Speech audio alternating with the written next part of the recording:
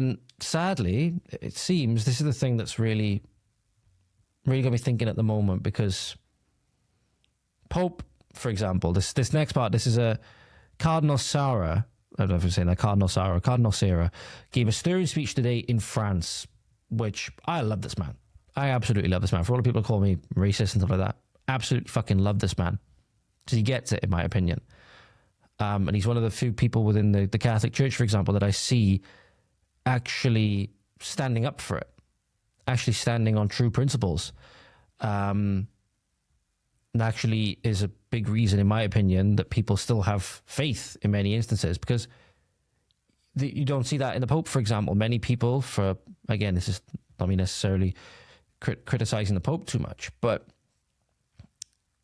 the Pope made a speech, or the Pope put out something on X recently that really left a bad taste in a lot of people's mouths, given that, hoping maybe it was going to be slightly different from the previous Pope, right? Pope Francis, who was in other things, not necessarily changing church doctrine, church teaching, stuff like that, but in other things, very liberal, it seemed. But he said, it was 3 days ago, he said this: the communities that welcome migrants and refugees can be living witness of a society where the dignity of all as children of God is recognized, and in which all are brothers and sisters, part of the same family. Now, again, not me to speak theology to the Pope or anything like that, but why, for example, then is he not speaking out about how these systems are being weaponized to actually destroy the faith in many of these countries? The many of the people that are quote-unquote refugees and migrants are not bringing over pro-Catholic, pro-Christian sentiment and actually want to destroy the faith in these communities. Not to mention, when he's posting, so 22 hours ago, he posted with great concern on the dire humanitarian situation in Gaza, even though I've just seen footage of apparently Israel flying aid packages over and parachuting into Gaza. Again, kind of weird where a hostile nation has to subsidize the food of the nation that is at war with them. That's kind of weird. But again, he posts a lot about Gaza, posts a lot about these areas. Oh, and luckily, I'm actually now, he put a little tacit,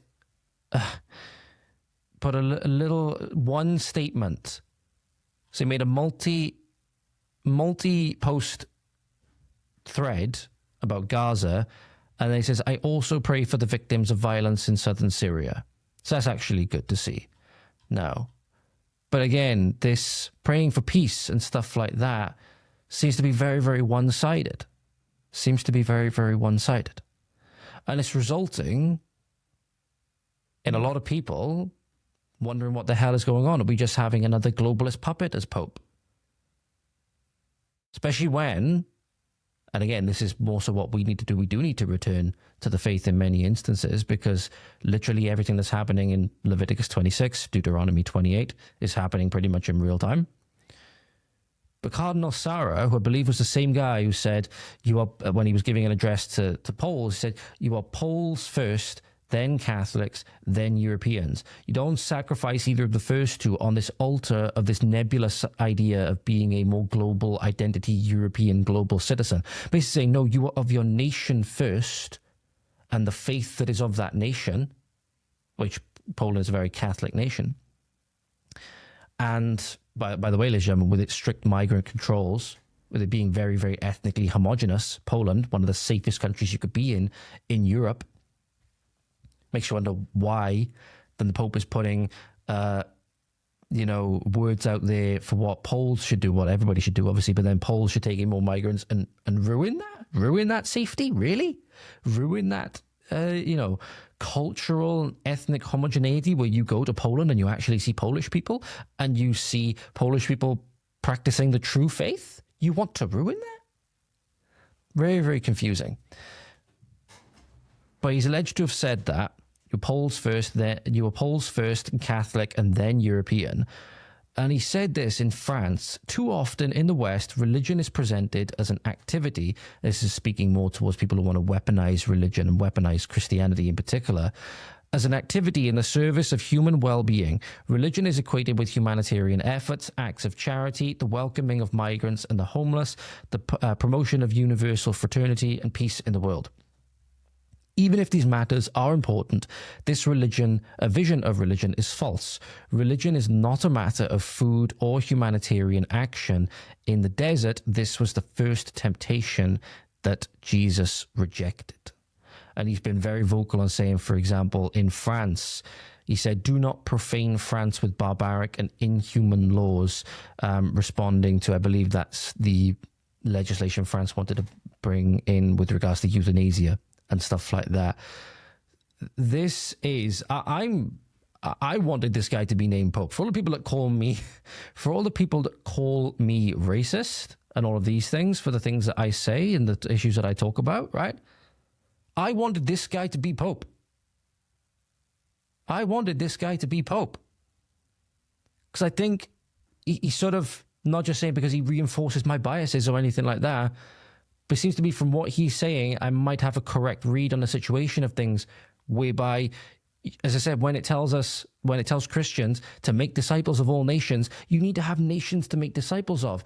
And for that, then you need to have borders. You need to have people within that nation that comprise that nation. A nation is its people. You cannot do that with a nebulous open borders, the paradise policy, right? I lose the words for it. It's not a paradise policy. This utopian ideal of open borders. You cannot do that. Hell has open borders. Heaven has very strict border controls. But what is he talking about, for example, ladies and gentlemen? So if you have a look in the Gospel of Matthew, for example, so this is the one that came up for me as a context for when you look at Jesus' temptations by the evil spirit. So in chapter 4 of Matthew's Gospel, you have this. And this is from the New Revised Standard Version, Catholic edition. Then Jesus was led by the Spirit into the wilderness to be tempted by the devil. He fasted 40 days and 40 nights, and afterwards he was famished. The tempter came to him and said to him, if you are the Son of God, command these stones to become loaves of bread. But he answered, it is written, one does not live by bread alone, but by every word that comes from the mouth of God. So again, point being is that it's not just these humanitarian efforts and stuff like that.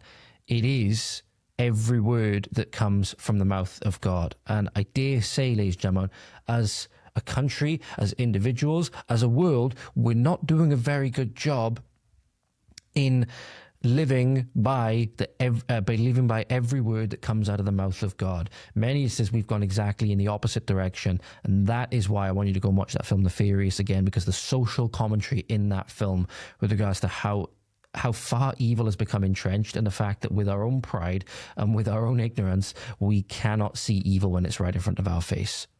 But he's literally saying here that many ways that people want to weaponize Christianity, no, this is the exact way. This is the exact first temptation that Christ resisted when he was in the wilderness.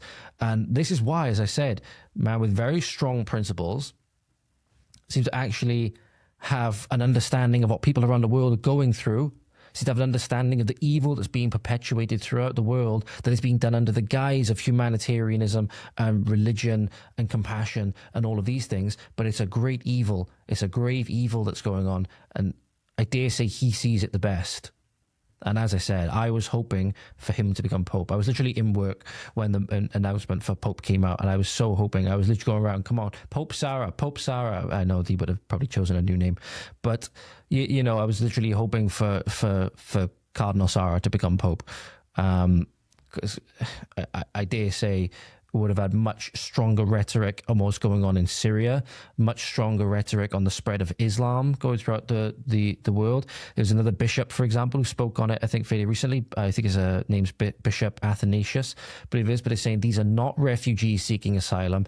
These are people going to Europe under the guise of refugees that are going there to bring Islam there under colonization and conquest. Okay, so there are people within the church that see it. It makes me wonder then, why is it not coming from the top? Why? And again, I'm not saying that he shouldn't be calling out humanitarian crises wherever they are. Absolutely. But why is it that when it was Pope Francis, for example, that the situation in Gaza got paragraph after paragraph after paragraph, there was no statement on the hostages in Israel?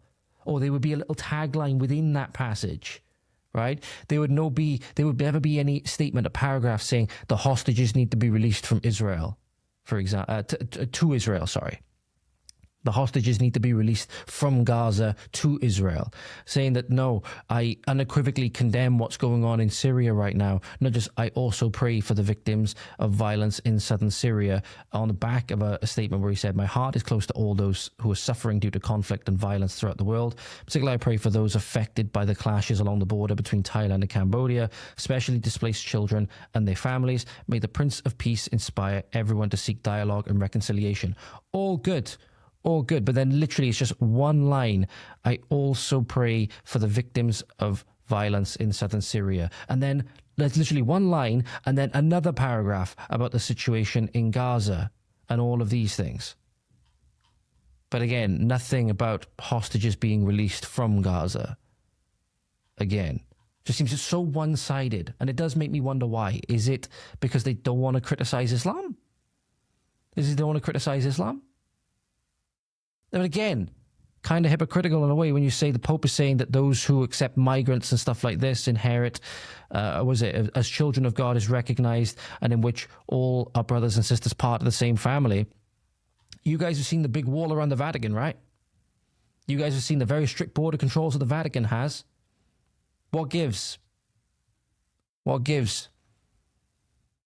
But the church is an institution, especially in this country, that you think would be had to be a bulwark against evil, had to be, one of the biggest things that would stand against the evil that's going on right now. No, it's one of the biggest perpetuators, at least in this country, as you've seen time and time and time again, especially with the previous Archbishop. Is it Selby? Is it Selby? Or am I getting him confused with the snooker player? I can't remember what the guy's name was, but he covered up for a sexual abuse scandal, I think, for about 20 years. But this is very sad. This is very, very sad. So the Church of England, I believe this is supposed to yesterday, says its own teaching on marriage is a safeguarding risk as it continues to blacklist a chaplain for a sermon. So Reverend Dr. Bernard Randall, who is being supported by the Christian Legal Center, was labeled a, quote, risk to children after a sermon saying pupils didn't have to accept LGBT ideology, and he remains blacklisted by the Church of England. So the Church of England is one of the things I believe that Christ was talking about now when he said about synagogues of Satan, right? Literally standing against the evil that wants to befall children and actually promoting Christian teaching is now deemed as a risk to children. Woe to those who call evil good and good evil. Despite no action from Prevent, he was reported to who he was reported to as a potential extremist or other secular bodies. He says he's been left bewildered and broken by his continued blacklisting. The Church of England has now started a new safeguarding process against Dr. Randall, despite him being vindicated and no evidence provided that he has done anything wrong. So what he said was, where's his sermon? So his sermon is by here. Let me see if I can find the actual thing. Here we go. So according to this is his sermon. Paragraph 3. Is it paragraph 3? Yes, paragraph 3. So he speaks about Brexit, European Union, two competing ideologies. Don't denigrate a person simply for having opinions and beliefs which you don't share. And then here we go. There has been another set of competing ideals in the news recently. You may have heard of the protests outside a Birmingham primary school over the teachings of an LGBT-friendly No Outsiders program. In a mostly Muslim community, this has been sensitive because many parents feel that their children are being pushed to accept ideas which run counter to Islamic moral values. Many in that community are concerned, even angry, that their children are having an agenda and ideology pushed on them, which is in conflict with their religion. Obviously, it's okay when Muslims do it. Anything like this is going to be okay when Muslims do it. They'll bend over backwards to appease them, obviously. And in our own school community, I have been asked about a similar thing. This is one of the requested topics. This is an example, by the way, ladies and gentlemen, of how multiculturalism will never work, because you cannot have diametrically opposite cultures in this way in coexistence, because they're constantly going to come into conflict, especially when children are involved. And the question which was put to me in a very particular way, how come we are told we have to accept all of this LGBT stuff in a Christian school? I thought that was a very intelligent and thoughtful way of asking about the conflict of values rather than asking which is right and which is wrong. So my answer is this. There are some aspects of the Educate and Celebrate program which are simply factual. There are same-sex attracted people in our society, and there are people who experience gender dysphoria, and so on. There are some areas where two sets of values overlap. No one should be discriminated against simply for who he or she is. That's Christian value, based in loving our neighbors as ourselves. And God making humankind in his image, male and female. Ooh, controversial there, controversial. And himself loving everyone equally. All these things should be accepted straightforwardly by all of us, and it's right that the equalities law reflects that. I have a massive problem with the equalities law anyway, simply because you cannot have, for example, no discrimination based on sex and then no discrimination based on gender identity, because they directly go in conflict with each other. But there are areas where the two sets of ideas are in conflict, and in these areas you do not have to accept the ideas and ideologies of LGBT activists. Instead, since Trent, I'm assuming he means I'm assuming he means the place or council of Trent, maybe, exists to, quote, educate boys and girls according to the Protestant and evangelical principles of the Church of England, unquote. Anyone who tells you that you must accept contrary principles is jeopardizing the school's charitable status and therefore its very existence.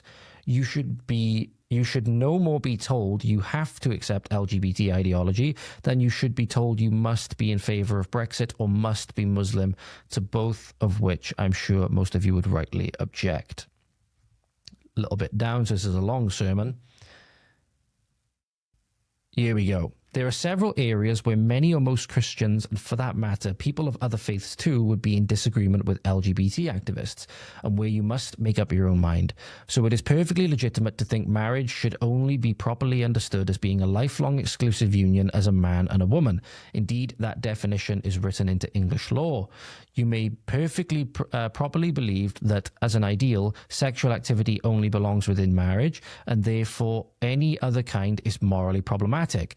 That is the position of all the major faith groups, though note it doesn't apply only to same-sex couples. And it is belief-based not only on scripture, but on a highly positive view of marriage as the building block of a society where people of all kinds flourish, and on recognizing that there are many positive things in life more important than sex, if only we'd let them be. This viewpoint is recognized by many people as extremely liberating, and it's an ethical position which could also be arrived at independently of any religious text, I think. Yes, because the family is the bedrock of society. The family is the bedrock of society. And the minute you get rid of that, you have complete and utter chaos, and you have total governmental control, because the only thing that can really stand against government tyranny is the nuclear family. So when you start getting into same-sex unions and IVF, you start getting into other moral questions with regards to the morality of IVF, and how many eggs it produces, or how many fertilized eggs it produces, how many human lives it produces that are then just discarded in a waste bin, basically, or put into an incinerator, right? But this is all being made the way. The minute you take marriage out of it, it paves the way for so many other grave evils. So this is what happened recently with, I believe it was 2 gay men got somebody to be a surrogate for their child, and the woman, it was reported on Michael Knowles' show, the woman had to go through cancer treatment, so the baby was able to be delivered early. It was delivered, I believe, at around 24 weeks or 26 weeks, perfectly viable, and then the 2 men just decided they were going to let the baby die. They were going to deprive it of its life-saving care that it needed. So again, it's paving the way for truly, truly grave evils when you divorce reproduction from marriage, and when you divorce the reproductive act from marriage, and then when you try to dilute the meaning of marriage, that's when you open the door for all of this to come through. So the fact that the Church of England is, and this guy, he doesn't exactly sound like, a far-right Nazi kind of thing, but this is the thing, you're dealing with a new religion now. You're dealing with a new religion now. The religion of multiculturalism, the religion of diversity, that's what you're dealing with. These people are religious zealots in the same way they accuse Christians and anybody else of being. So anything that goes against their religion, you have to be stamped out. You have to be blacklisted. You have to be all of this. It's truly awful. So as I said, he was dismissed from his role. He was referred to counter-terrorism, denied a license to preach, and labelled a safeguarding risk. I'm sorry, the people want to get at children and corrupt them in this way and destroy the family are far more of a safeguarding risk than this preacher, in my opinion. In my opinion. Every official body, Prevent, the Teaching Regulation Agency, DBS, and local safeguard and answer found no case to answer. Well, there was no case against it to begin with. Yeah, the Church of England continues to treat him as a risk based on what he might say in future sermons. He might actually preach somewhat of a Christian value, and therefore he might need to be blacklisted again. Or, you can't have the children in the Church of England, can't have the Church of England espousing Christian values now, can you? Or, espousing Christian values.